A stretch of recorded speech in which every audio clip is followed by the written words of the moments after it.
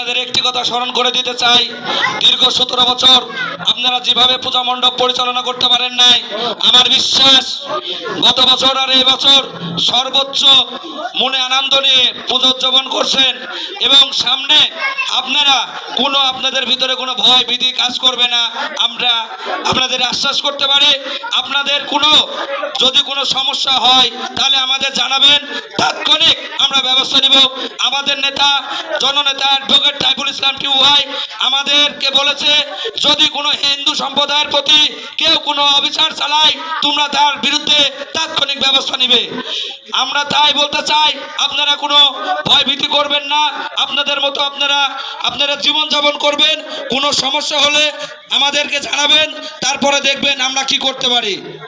অতএব আপনাদের এই কথাটুকু বলতে চাই যে আমাদের নেতা জননেতা অ্যাডভোকেট সাইফুল ইসলাম টিপু ভাই ইনশাআল্লাহ আগামী দিনে লালপুর বাগাতিপাড়া আসনে মনোনয়ন পাবে এবং ধানের শীষ নিয়ে আসবে।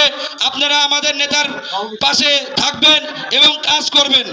এ পর্যায়ে বক্তব্য নিয়ে আসছেন 4 নং আরবাব ইউনিয়নের সাবেক সভাপতি, সফল সভাপতি, নির্বাচিত সভাপতি, জননেতা আমার 14 স্যার জালাল মাস্টারকে তার কিছু বলার জন্য বিশেষভাবে অনুরোধ জানাচ্ছি।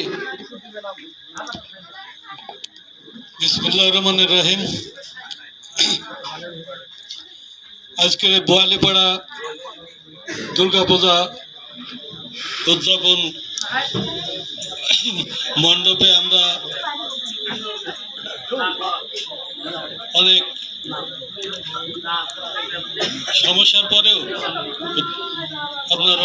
আমরা উপস্থিত হয়েছি। আপনারা সফলভাবে দুর্গাপূজা উদযাপন করেন এবং আগামীকালকে যে পরিসমাপ্তি,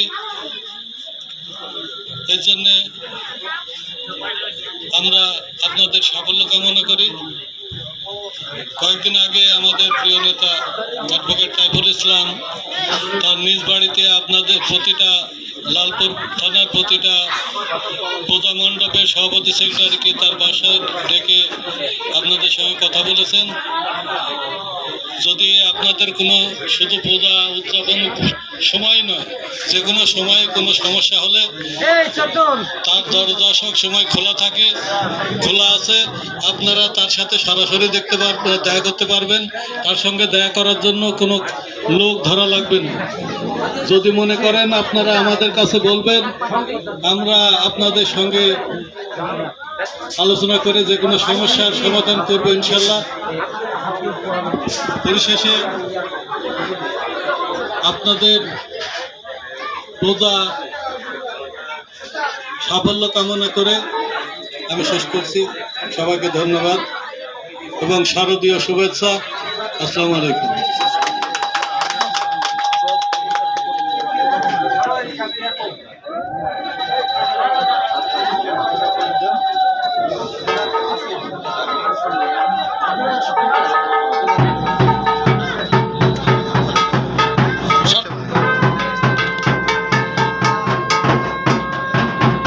এখন হয়তোবা আপনাদের পূজা আনুষ্ঠানিকভাবে অনুষ্ঠিত হবে, এখানেই আমরা সমাপ্তি ঘোষণা করছি।